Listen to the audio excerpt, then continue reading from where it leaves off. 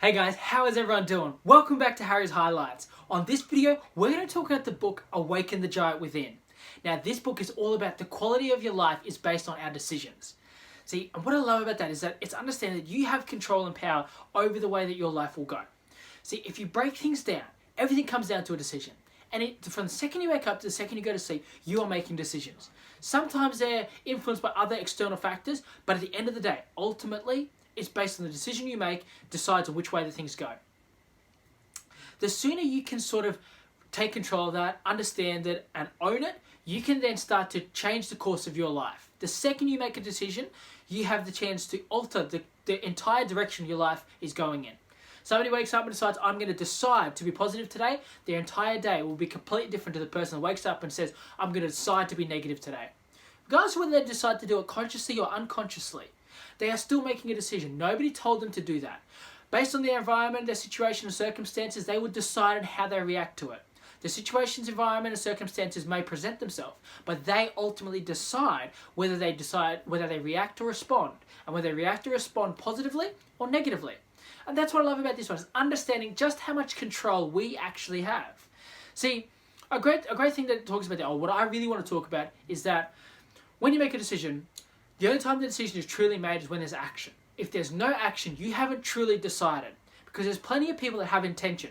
Plenty of people that say, tomorrow I'm going to go for that run. Next week I'm going to start that diet. Tomorrow I'm going to, take that photo of that place that I always wanted to go. I'm going to book that trip to that place, But until there's action, you haven't truly decided. There's a difference between a wish list and an action list.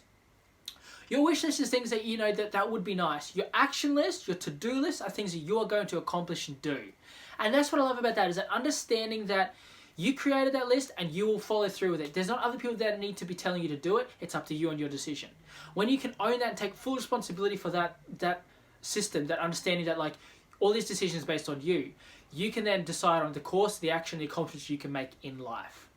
See, and part of that is that, so a lot of people say, well, that's easier said than done. So the next part I want to talk about there is understanding that there's little tricks, tips, and tools that you can use to help make this easier or make it more efficient for you. The most powerful one when it comes to decision making is using pain and pleasure instead of having pain and pleasure use you. Too many people in too many situations allow pain and pleasure to dictate how things are going to happen, rather than them using pain and pleasure to dictate how it's going to happen based on their decisions.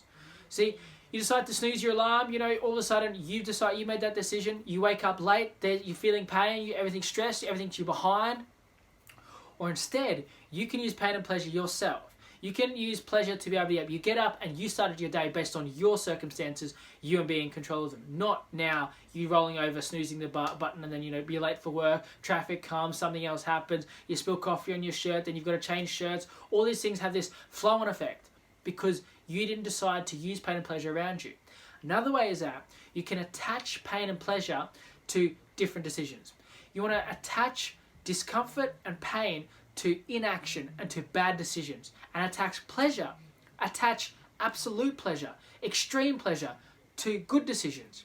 That conditioning there, that what we call operant conditioning, is how not only do you see it in how we train pets, how we train children, it still works as you get older.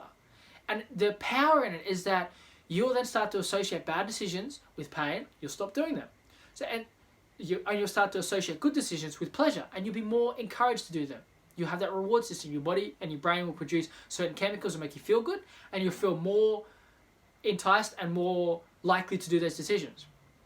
How many people say that the hardest thing was that when if they're starting a new diet or something, starting a new training regime, waking up, putting your shoes on is the hardest decision you can do. Because once you start running or once you start exercising or training of any sort and you come back, you feel great.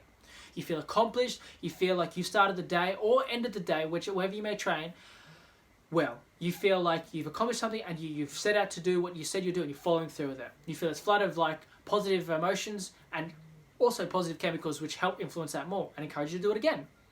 You do the same principle but attach it to negative situations, bad decisions, attach pain to it. Consequence of some kind or some sort will help you to very quickly grow. Just as you see it happens when you've got a pet and they're learning to toilet train, and you use operant conditioning, you attach pain to those bad decisions they've made, they learn very quickly that I shouldn't do that. and they're rewarded when they do something right. It's the same thing with us, same thing with children. Too many people sometimes seem to make the decision or seem to have the belief that they're above that.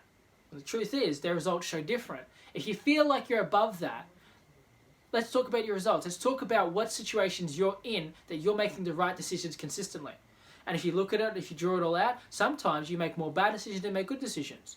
But if you're above the tools and tricks that you know work, it's very difficult for you to make progress. Unless there's another proven way that you can find that's going to be more effective, until then, I highly suggest that people start using pain and pleasure, an effective tool that's been proven for a long time on how to make better decisions.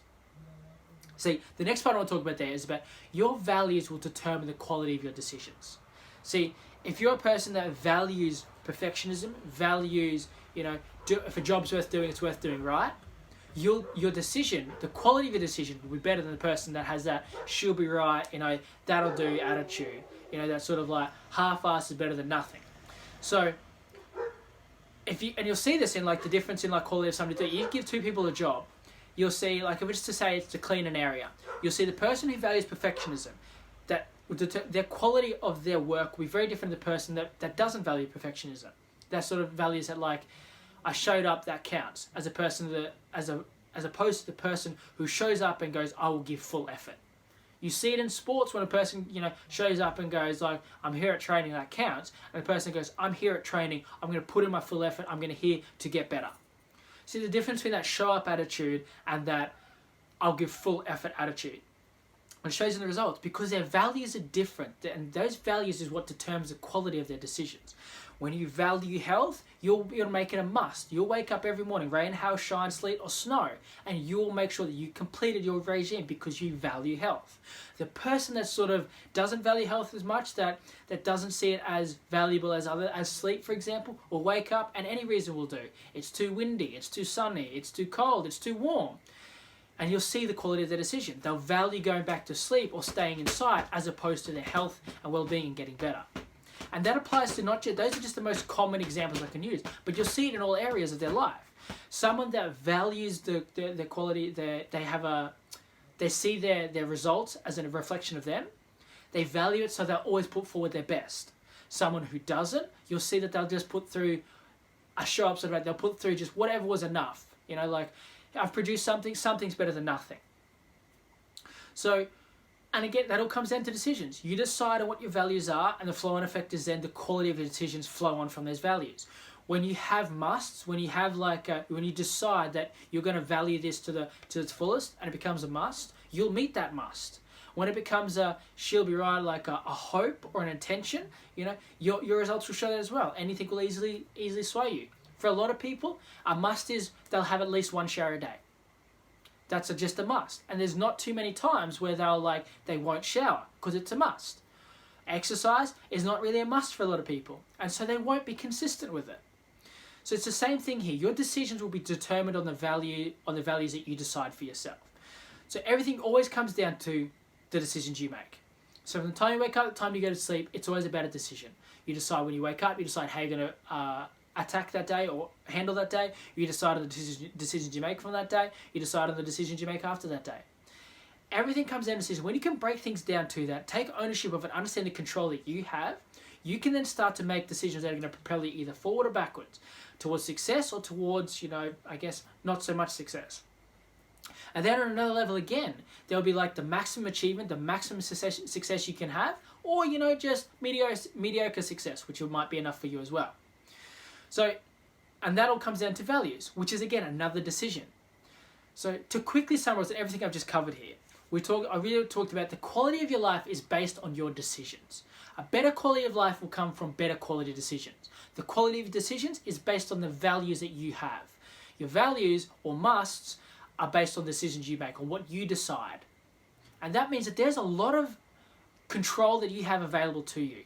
And that too many times when people say if only my situation was better, if only my environment was better, if only my circumstances were better. You can decide on how you want to react to it. There's plenty of people who have been in a far, far worse position than you have, who have achieved far, far more because their values were different, because they decided differently. You hear about these people that have they don't even have carpet on their floor, yet they do everything they can to get a degree to get to another country so they can do more with their life. And there's people that have everything and end up in and out of rehab, never really achieving more than, the front page of the news. Your values is what determines the quality of your life, and your decisions is up to you. The second thing I talked about is decisions determine your destiny, not your conditions. Exactly the same thing I was just talking about just before, was that you have that control and that it's not based on the environment around you, it's based on the decisions you make. But understanding also, there's no action if you haven't truly decided. So when you decide will be when you take action. Up until then, it's just a wish. It's just intention. The other thing I was talking about there is that one of the tools or tricks you can use to make things easier, because a lot of people will argue that it's very easy to say, much harder to do. Absolutely. So find more solutions. Focus on the solution, not the problem. One of those was use pain and pleasure instead of having pain and pleasure use you. Find ways to be able to attach pain to bad decisions and pleasure to good decisions. Train yourself to make the right decisions, and based on that, you'll keep making the right decisions. You'll keep experiencing pleasure, which increases your happiness, increasing your quality of life. It's a win-win. The last thing that I spoke about there was about your values will determine the quality of your decisions. What you value will determine what you decide on. Now, we're going to be making a lot more of these videos for this training series to help you with your personal development goals. That's all for now, but until next time, leave a comment below on what you like the most, and I look forward to sharing more with you on the next episode of Harry's Highlights.